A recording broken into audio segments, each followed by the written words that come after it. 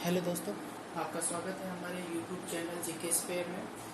दोस्तों, जैसा कि आपको पता है कि हमारा चैनल और राजस्थान में होने वाले जितने भी कम्पिटिटिव एग्ज़ाम्स हैं, चाहे वो RS हो, चाहे वो राजस्थान पटवार हो, RSMS SB के थ्रू कराई जाने वाली भर्ती, या जो अभी अपकमिंग राजस्थान में कंप्यूटर टीचर्स की भर्ती आने वाली है, तो हम उसकी तैयारी के लिए ऑनलाइन क्लासेस लगाते हैं। उसी सिलसिले को आगे बढ़ाते हुए आज जैसा कि हमारे व्यूअर्स चाहते थे कि हम जो कंप्यूटर, जो बेसिक कंप्यूटर है, उसका सिलेबस हम कवर करवाएं।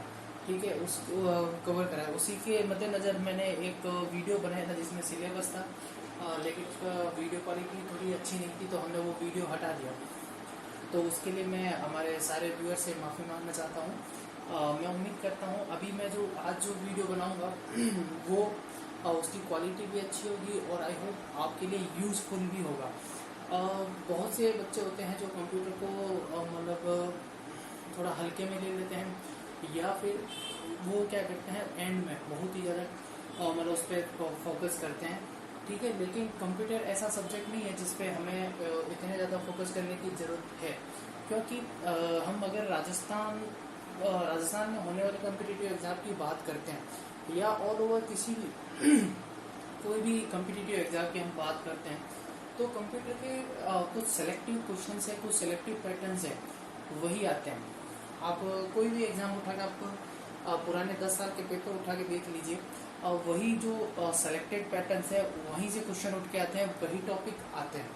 ठीक है, तो मैं वैसे ही उसी पैटर्न को फॉलो करता हूँ और उसी पैटर्न के अकॉर्डिंग मैं कुछ ऐसे टॉपिक्स हैं जिनसे क्वेश्चन आ सकता है। जैसे हम बात करें बेसिक कंप्यूटर में बहुत सी चीज़ें आती है, लेकिन हम वो सेलेक्टिव चीज़ें हैं जो हमारे एग्जाम में आ सकता है। कहते हैं थोड़ी कम मेहनत और अच्छा रिजल्ट, हम उस पर फोकस करते हैं। तो दोस्तों सबसे पहले मैं अपना जैसे टॉपिक स्टार्ट करूँगा, तो मैं अपना टॉपिक स्टार्ट करूँगा एक बहुत ही प्यारा क्वेश्चन था जो एग्जाम्स में आया था, जो मेरे को याद है, लेकिन बहुत से बच्चों को वो नहीं आता होगा, तो मैं आपको बताता हूँ। एक एग्जाम में पूछा गया था, कंप्यूटर जो है, सभी लोग मानते हैं कंप्यूटर अपने आप में एक फुल फॉर्म है, लेकिन एक एग्जाम में उसी कंप्यूटर में से किसी पर्टिकुलर वर्ड का मीनिंग पूछ लिया गया था कि इस मीनिंग का क्या अर्थ है। तो मैं दोस्तों आपको वहीं से शुरुआत करेंगे, हम बेसिक कंप्यूटर वहीं से स्टार्ट करेंगे। मैं आपको सबसे पहले कंप्यूटर की फुल फॉर्म बताऊंगा।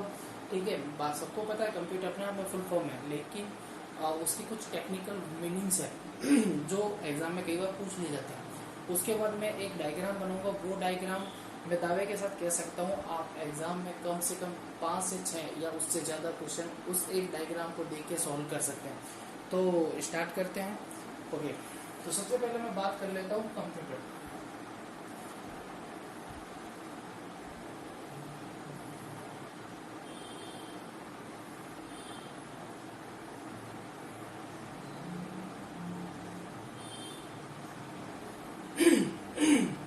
मैंने लिखा कंप्यूटर।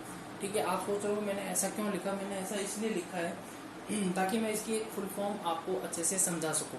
इसकी एक फुल फॉर्म जो एग्जाम में पूछी गई थी, इसमें से एक जो मीनिंग है उसका वर्ड पूछा गया था। तो मैं आपको बताना चाहता हूँ, यहाँ पे जो कंप्यूटर है उसमें जो ये फर्स्ट सी लिखा हुआ है, क्या लिखा हुआ है, जो सी लिखा हुआ है, फर्स्ट क्या लिखा हुआ है, सी। उस सी की जो फॉर्म स्टैंड करती है वो होती है कॉमन।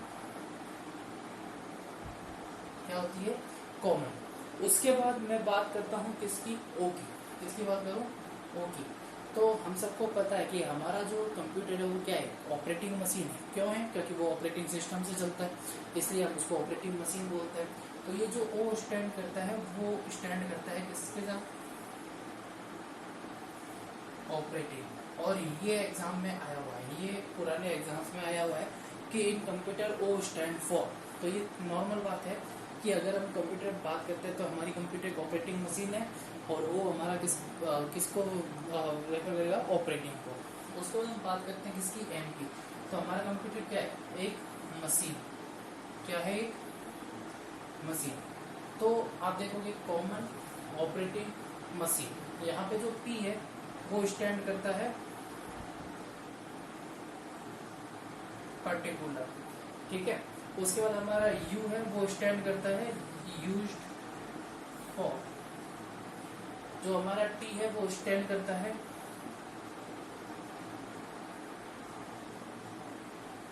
टेक्नोलॉजी, ई स्टैंड करता है फॉर एजुकेशन और आर स्टैंड करता है फॉर रिसर्च। तो देखिए दोस्तों, अब मैंने कंप्यूटर की एक फुल फॉर्म लिख दी है, ठीक है। और common, O for operating, M for machine, P for particular, U for use for, T for technology, E for education and R for research. आप देखोगे ये जो मैंने फुल फॉर्म लिखी है उससे हमारे कंप्यूटर की एक डेफिनेशन भी बनती है। हम लोगों ने पढ़ा हुआ है बचपन में कि हमारा कंप्यूटर का एक ऑपरेटिंग मशीन है जो पर्टिकुलर कहाँ काम आता है। टेक्नोलॉजी, आप हर टेक्नोलॉजी में उसको यूज में ले सकते हो। एजुकेशन सेक्टर में हमारा कंप्यूटर काम आता है और रिसर्च सेक्टर में हमारा कंप्यूटर काम आता है। तो इन तीन में ऑलमोस्ट जितने भी सेक्टर्स हैं उनको कवर कर लिया। तो ये एक छोटा सा लेकिन इम्पोर्टेंट है, कभी पूछ सकते हैं, ठीक है। तो कंप्यूटर की फुल फॉर्म होगी common operating machine particular used for technology, education and research. I hope आपको ये अच्छा लगा होगा।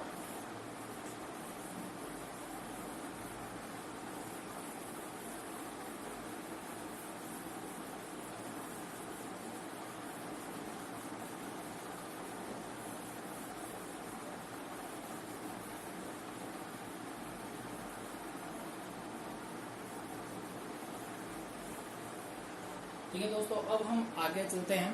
अब मैंने आपको बताया था कि मैं एक डायग्राम बनाऊंगा, उसी एक डायग्राम से आप कंप्यूटर के मैक्सिमम 5 से 6 या उससे ज़्यादा क्वेश्चन भी आप एक बार में सोल्व कर सकते हो। सिर्फ एक डायग्राम आपको देखना है, उस डायग्राम को आपको समझना है और उसी डायग्राम को आपको इम्प्लीमेंट करना है। हालांकि इस क्लास के 3 से 4 पार्ट होंगे, तो हर पार्ट में आपको धीरे धीरे थोड़ा समझाता रहूँगा। तो अभी मैं आपको बेसिक डायग्राम समझा दूंगा।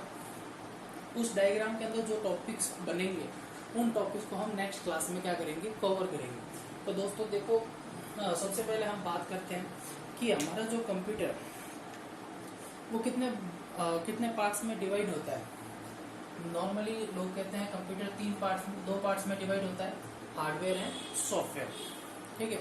तो ये बचपन में हमने पढ़ा हुआ था, लेकिन अगर हम टेक्निकल लैंग्वेज की बात करें तो हमारा जो कंप्यूटर है वो 3 पार्ट में डिवाइड होता है। कितने में डिवाइड होता है? 3 पार्ट में। हमारा पहला जो पार्ट होता है वो होता है इनपुट। क्या होता है? इनपुट। हमारा जो दूसरा पार्ट होता है वो होता है प्रोसेस, और हमारा जो तीसरा पार्ट होता है वो होता है हमारा आउटपुट, ठीक है। अब मैं इस चीज को एक्सप्लेन भी कर सकता हूँ कि हम क्यों कहते हैं कि हमारा जो कंप्यूटर है वो 3 पार्ट्स में डिवाइडेड है। मैं इसको एक्सप्लेन कर सकता हूँ। मैं इसमें एक एग्जांपल लूंगा मानव शरीर का, ठीक है। हमारा जो बॉडी है, हमारे बॉडी में इनकमिंग के सोर्स क्या है? हमारे कान, ठीक है, हमारी आंखें, हमारे नोज, ये हमारे क्या इनकमिंग के सोर्स है। कान से हम सुन सकते हैं, आंख से हम देख सकते हैं और नाक से हम सूंघ सकते हैं, ठीक है। तो ये हमारा कंप्यूटर में पहला पार्ट हो गया इनपुट, ठीक है। इन्हीं इनपुट्स के थ्रू जो सिग्नल्स आते हैं वो किसके पास आते हैं? प्रोसेस के पास। यानी अगर मैं जो कान से सुनूंगा वो प्रोसेस कहाँ पे जाएगा? मेरे दिमाग में जाएगा, ठीक है। मैं नाक से कुछ सुनूंगा वो मेरे दिमाग में जाएगा, और मैं जो आंखों से देखूंगा वो भी मेरे कहाँ जाएगा? दिमाग में। अगर मेरे पास इनपुट आया ही नहीं, तो क्या मेरा दिमाग प्रोसेस करेगा? नहीं करेगा, ठीक है। सेम वैसे कंप्यूटर को जब तक हम कोई इनपुट देंगे ही नहीं तो वो प्रोसेस करेगा नहीं। तो इसमें एक क्वेश्चन बनता है कि कंप्यूटर का जो IQ लेवल, क्या लिखा है? IQ level. कंप्यूटर का IQ लेवल क्या होता है?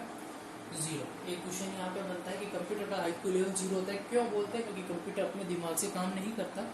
उसको जब तक हम इंस्ट्रक्शन नहीं देंगे तब तक वो वर्क नहीं करेगा, ठीक है। सेकंड, हम बात करते हैं किसकी? प्रोसेस की। मैंने इनपुट दे दिया, मैंने क्या कर दिया? इनपुट दे दिया। मैं कानों से सुन रहा हूँ, मैं आंखों से देख भी रहा हूँ, मैं नाक से सूंघ भी सकता हूँ, लेकिन अगर मेरे दिमाग, ब्रेन डेड है, ब्रेन क्या है? डेड है, तो क्या ये इनपुट मुझे मिलेंगे? नहीं मिलेंगे। तो हमारा प्रोसेस भी क्या हुआ? एक मेन पार्ट हुआ कि भाई आपको इनपुट मिल रहा है लेकिन आगे प्रोसेसिंग नहीं हो रहा है, तो आगे कंप्यूटर हमारा नहीं चलेगा, ठीक है। उसके बाद हम बात करते हैं थर्ड पार्ट की, किसकी? आउटपुट की, ठीक है। इनपुट मिल गया, ठीक है, मुझे कहीं पे जाना है तो मैं क्या करूँगा, अपने पैरों से जाऊँगा, ठीक है, नॉर्मली बात है। अगर मान लो मेरे पैर ही नहीं है, ठीक है, मेरे पैर है ही नहीं, यानी मैं आउटपुट दे ही नहीं पा रहा हूँ, सेम वही है, इनपुट मिल गया, प्रोसेस मिल गया, प्रोसेस भी हो गया, लेकिन अगर उसका कोई आउटपुट हमें दिखा ही नहीं, आउटपुट हमें मिला ही नहीं, तो वो हमारे कोई काम का नहीं है। इसलिए कंप्यूटर के कितने पार्ट होते हैं, 3, पहला इनपुट, दूसरा प्रोसेस और तीसरा आउटपुट, ठीक है। इसमें एक क्वेश्चन यही बनता है कि जो कंप्यूटर उसका आईक्यू लेवल क्या होता है, 0। हम इसीलिए बोलते हैं कंप्यूटर का आईक्यू लेवल 0 होता है, क्योंकि कंप्यूटर अपने दिमाग से वर्क नहीं करता, ठीक है दोस्तों। तो अब हम ये जो 3 पार्ट है उसको हम विस्तार से समझेंगे, ठीक है। ये डायग्राम नहीं था, अभी कुछ लोग सोच रहे होंगे इतना छोटा सा डायग्राम बना दिया उसमें हो गया, नहीं, ये डायग्राम नहीं था, डायग्राम अभी मैं अब बनाऊंगा, ठीक है दोस्तों। तो अब डायग्राम बनाते हैं अपने, ठीक है। और डायग्राम में जो सबसे पहला, जैसे कि मैंने बोला था, तो सबसे पहला जो पार्ट है हमारा वो क्या होता है, पहला पार्ट हमारा कौन सा होता है, इनपुट, जैसा कि मैंने बताया था। तो ये पहला पार्ट है हमारा इनपुट, ठीक है। हमारा जो कंप्यूटर है उसमें जो दूसरा पार्ट, उस दूसरे पार्ट को हम बोलते हैं सीपीयू, क्या बोलते हैं, सीपीयू। और जो हमारा तीसरा पार्ट, क्या नाम था उसका, आउटपुट। तो पहला पार्ट हो गया हमारा इनपुट, इनपुट से कोई भी इंस्ट्रक्शन किसके पास जाएगा, सीपीयू के पास, और सीपीयू से उसका क्या मिलेगा, हमें रिजल्ट मिलेगा। तो हमारे 3 पार्ट हो गए, डायग्राम स्टार्ट हुआ है, ठीक है। सबसे पहले मैं बात कर लेता हूँ किसकी, इनपुट की। इनपुट क्या होता है, इनपुट होता है अ सेट ऑफ इंस्ट्रक्शंस, सूचनाओं का एक समूह जो हम कंप्यूटर को देते हैं ताकि कंप्यूटर अपनी वर्किंग कर सके, अपने कार्य को शुरू कर सके। तो इनपुट को हम क्या बोलते हैं, सेट ऑफ इंस्ट्रक्शन। तो एक क्वेश्चन यहाँ पे बनता है कि जो इनपुट होता है सेट ऑफ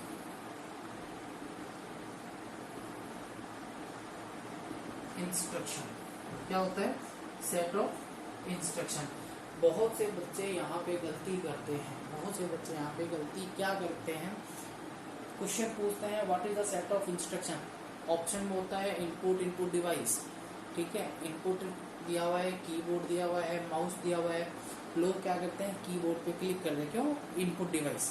यहाँ पे इनपुट डिवाइस के बारे में नहीं पूछा गया है, यहाँ पे सिर्फ किसके बारे में पूछा गया है, इनपुट के बारे में, कि इनपुट क्या होता है, इनपुट होता है सेट ऑफ इंस्ट्रक्शन, ठीक है। मैं बात करता हूँ किसकी, आउटपुट की, कि भाई हमने सेट ऑफ इंस्ट्रक्शन कंप्यूटर को दिया है, तो हमें उसका क्या मिलेगा, रिजल्ट, क्या मिलेगा उसका, तो रिजल्ट। तो ये रिजल्ट क्या होता है, रिजल्ट किसका रिजल्ट है, ये इन सेट ऑफ इंस्ट्रक्शंस का। तो जो सेट ऑफ इंस्ट्रक्शन देखते हैं उसका रिजल्ट हमारा क्या कहलाता है, आउटपुट। अभी भी मैं कह रहा हूँ, मैं डिवाइस की बात नहीं कर रहा हूँ, मैं सिर्फ और सिर्फ इनपुट और आउटपुट की बात कर रहा हूँ, ठीक है। अब हमारा एक बीच में एक पार्ट बना हुआ था, क्या बना हुआ था, सीपीयू, क्या बना हुआ था, सीपीयू, ठीक है। इस सीपीयू के अंदर कंप्यूटर के कुछ पार्ट्स होते हैं, तो मैं उन पार्ट्स को लिख देता हूँ। सबसे ऊपर मेरा जो पार्ट होता है वो होता है एएलयू, क्या होता है, एएलयू। उसके बाद इसमें एक पार्ट आता है जिसको हम बोलते हैं सीयू, ठीक है। देन उसके बाद इसके अंदर एक पार्ट आता है जिसका नाम है बस, और एक और पार्ट आता है जिसका नाम है रजिस्टर, क्या नाम है, रजिस्टर। तो मैंने एक डायग्राम बनाया है, छोटा सा, बहुत ही छोटा सा डायग्राम है। आप इस डायग्राम के अंदर देखिए, एक क्वेश्चन आपको यहाँ पे मिला कि जो सेट ऑफ इंस्ट्रक्शन है क्या कहलाते हैं, इनपुट। दूसरा, हमें कंप्यूटर में कई बार फुल फॉर्म पूछ ली जाती है, तो मैं यहाँ पर फुल फॉर्म भी बताऊंगा। जैसे एएलयू, क्या लिखा हुआ है, एएलयू। तो एएलयू की फुल फॉर्म क्या होती है, अरिथमेटिकल एंड लॉजिकल यूनिट। तो ये किसकी फुल फॉर्म होगी, एएलयू की। देन उसके बाद देखो यहाँ पे क्या लिखा हुआ है, सीयू। तो सीयू की फुल फॉर्म होती है कंट्रोल यूनिट, क्या होती है, कंट्रोल यूनिट। उसके बाद हम बात करते हैं किसकी, सीपीयू। और ब्रेन ऑफ कंप्यूटर, कंप्यूटर का दिमाग क्या कहलाता है, सीपीयू। सीपीयू की फुल फॉर्म होती है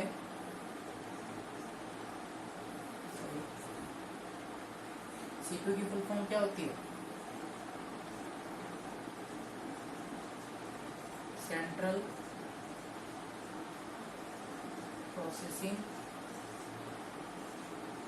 यूनिट। क्या होती है? Central processing unit. तो आप देखोगे एक छोटा सा डायग्राम, उस डायग्राम में हमें एक फुल फॉर्म यहाँ मिल गई, एक फुल फॉर्म में यहाँ मिल गई, एक फुल फॉर्म यहाँ मिल गई। आपको पता है क्वेश्चन पूछते हैं, फुल फॉर्म के क्वेश्चन आते हैं। इन CPU you stand for, P stand for, in L stand for, in A stand for, question आते हैं। सब मानते हो इस बात को, है ना? तो ये हो गया हमारा एक छोटा सा डायग्राम। अभी ये बस होता डायग्राम खत्म हो गया। अभी हम इनपुट को समझेंगे, आउटपुट को समझेंगे, एएलयू को समझेंगे, सीयू को समझेंगे और रजिस्टर को समझेंगे। ये सारी चीज़ें अभी हम समझेंगे। तो एक पार्ट में हम इसको करेंगे तो ऊपर से जाना शुरू हो जाएगा, तो हम इसको थोड़ा थोड़ा पार्ट में समझेंगे। आज मैं आपको कुछ इनपुट के बारे में बता देता हूँ, ठीक है? तो सेट ऑफ इंस्ट्रक्शन आपको पता ही है, मैंने आपको बता दिया सेट ऑफ इंस्ट्रक्शन आपका क्या कहलाता है? इनपुट। अब हम बात करते हैं किसकी? इनपुट डिवाइस की। किसकी बात करते हैं? इनपुट डिवाइस की, ठीक है? तो आज भी मैंने ये रिसर्च, मैंने कई लोगों के साथ मैंने ये साझा भी किया। बहुत से लोगों को मैं पूछता हूँ इनपुट डिवाइस का नाम, लोग फटाक से आंसर देते हैं, sir printer, sir scanner, sir ये, मतलब कुछ ना कुछ अलग अलग नाम आता रहता है, लेकिन एग्जैक्टली कोई नहीं बता पाता, ठीक है? ये आज के बच्चों की बात कर रहा हूँ, ठीक है? हालांकि पहले का जो एजुकेशन था वो बहुत ही बेहतर एजुकेशन था, और मैं उम्मीद करता हूँ मेरे जितने भी व्यूअर्स हैं मे भी उनको तो सबको पता ही है, ठीक है? तो मैं बात करता हूँ इनपुट डिवाइस की। तो जो सबसे पहले इनपुट डिवाइस है उसका नाम है कीबोर्ड। क्या नाम है? कीबोर्ड। अब लोग मुझे पूछते हैं, सर आप सबसे पहले कीबोर्ड का नाम क्यों लिखते हो? माउस भी हमारा इनपुट डिवाइस है, स्कैनर भी हमारा इनपुट डिवाइस है, इनफैक्ट हम और भी इनपुट डिवाइस की बात करते हैं। तो मैं कीबोर्ड इसलिए लिखता हूँ, कीबोर्ड हमारा इनपुट डिवाइस है, लेकिन ये जो इनपुट डिवाइस है वो इनपुट डिवाइस आता है स्टैंडर्ड इनपुट डिवाइस में। किसमें आता है?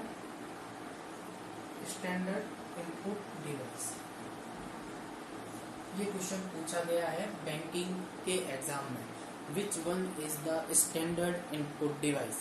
Keyboard, mouse, and scanner and OMR. So, keyboard is our standard input device. ठीक है? इसलिए मैं हमेशा कीबोर्ड पहले लिखता हूँ। ये जो कीबोर्ड है वो हमारा क्या है? स्टैंडर्ड इनपुट डिवाइस है, ठीक है? तो मैं पहले इनपुट डिवाइस की बात कर रहा हूँ। अब इनपुट डिवाइस होता क्या है? इनपुट डिवाइस होता क्या? मेन क्वेश्चन तो ये भी है। इनपुट डिवाइस वो डिवाइस है जिसके थ्रू हम क्या देते हैं? इनपुट देते हैं। क्या देते हैं? इनपुट। तो इनपुट अलग है, इनपुट डिवाइस अलग है। इनपुट डिवाइस के थ्रू हम क्या करते हैं? इनपुट देते हैं, ठीक है? तो सबसे पहला इनपुट डिवाइस हमारा कौन सा हो गया? कीबोर्ड। और इसी कीबोर्ड को हम क्या बोलते हैं? स्टैंडर्ड इनपुट डिवाइस, ठीक है? उसके बाद मैं सेकंड इनपुट डिवाइस की बात करता हूँ, माउस। सबको पता है, ठीक है? माउस हमारा क्या है? Input device. उसके बाद मैं एक और इनपुट डिवाइस की बात करता हूँ, कॉमन इनपुट डिवाइस है स्कैनर। स्कैनर भी हमारा क्या है? इनपुट डिवाइस है। इन सब के बारे में पढ़ेंगे अभी हम, इनपुट डिवाइस के बारे में पढ़ेंगे, आउटपुट डिवाइस के बारे, सबके बारे में पढ़ेंगे। लेकिन मैं एक बार सिर्फ आपको एक बार समझा रहा हूँ, क्योंकि मैंने कहा था इसी डायग्राम से, इसी एक डायग्राम से आप 5 से 6 क्वेश्चन सही कर सकते हो। देन जब मैं इसको पूरा समझा दूंगा, देन मैं उम्मीद करता हूँ अगर 15 क्वेश्चन आते हैं, जैसा कि RSMSLV के पटवारी में 15 क्वेश्चन आएंगे, उसमें से आप 10 से 12 क्वेश्चन इजीली रिजॉल्व कर सकते हो, ठीक है? तो पहला कीबोर्ड, माउस, स्कैनर, ठीक है? देन उसके बाद मैं बात करता हूँ कुछ इनपुट डिवाइस के बारे में। OMR, OCR, MICR, ठीक है? OMR, OCR, MICR, सबने इसके नाम सुना हुआ है, ठीक है? OMR शीट तो आप एग्जाम में भरोगे, खुद ही भरोगे, भरते हैं ना OMR शीट।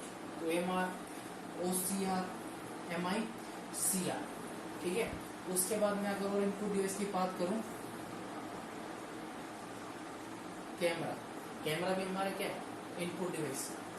उसके बाद मैं अगर इनपुट डिवाइस की बात करूं, माइक, माइक भी हमारा क्या है, input device.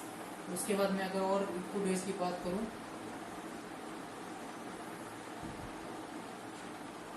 Light pen, light pen भी हमारा क्या है, इनपुट डिवाइस। उसके बाद मैं अगर और इनपुट डिवाइस की बात करूं तो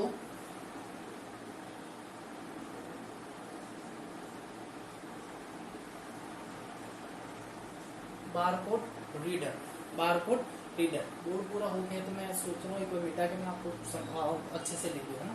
तो आपने मे भी ये डायग्राम आप बना लिया होगा, आप इसको एक पेज से बना के रखना, क्योंकि ये पूरा डायग्राम एक में ही बन जाएगा, ठीक है। तो अभी तो मैं एक बार इसको शॉर्ट में बना रहा हूँ, ठीक है। थोड़ा बहुत छोटा है तो कोशिश कर रहा था, अब मैं और इसको एक बार ईजी रफ करके मैं वापस बना सकता हूँ, ठीक है।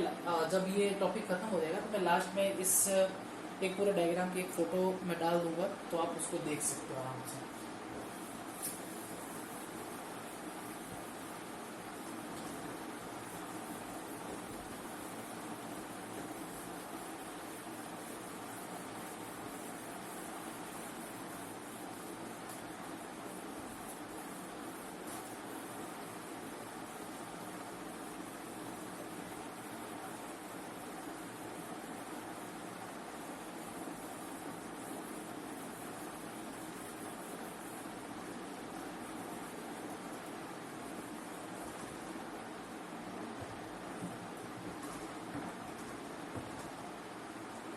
एक बात जैसे मैं आपको बताऊं कि हम लोग प्रोफेशनल नहीं है, ठीक है।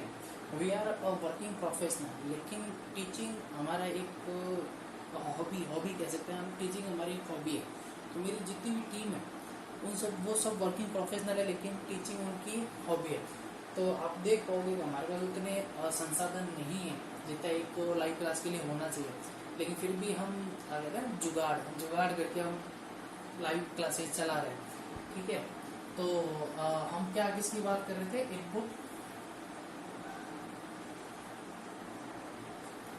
डिवाइस की, ठीक है। तो उसमें सबसे पहला जो नाम था मैंने लिखा था कीबोर्ड। ये जो कीबोर्ड होता है ये क्या होता है, स्टैंडर्ड इनपुट डिवाइस। तो ये मैंने आपको बता दिया था, स्टैंडर्ड इनपुट डिवाइस, ठीक है। देन उसके बाद मैंने लिखा था माउस और स्कैनर। तो ये तीन तो हमारे कॉमन थे जो सबको पता था। उसके बाद मैंने लिखा था OMR। अब एक क्वेश्चन यहाँ पे बनता है, what is the full form of OMR। Yes, सिर्फ O की फुल फॉर्म, M की और R की पूछ सकते हैं। तो इसकी फुल फॉर्म होती है optical, O for optical mark, mark और मार्क दोनों मिल सकता है, ठीक है।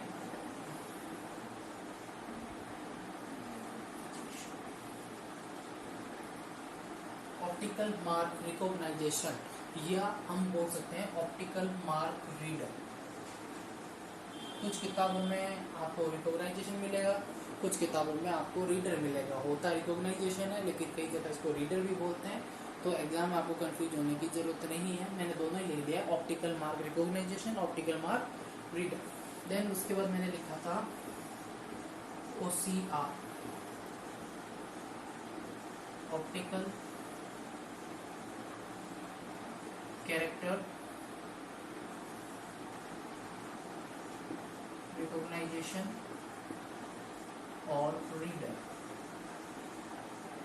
ठीक है। ऑप्टिकल कैरेक्टर रिकॉग्नाइजेशन और रीडर।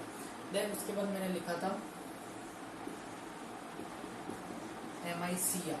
तो इसकी फुल फॉर्म होती है magnetic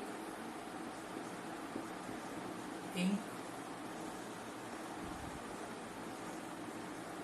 character, magnetic ink character reader. ये किसकी फुल फॉर्म होती है, MICR की, ठीक है। देन उसके बाद मैंने लिखा था कैमरा, लाइट पेन,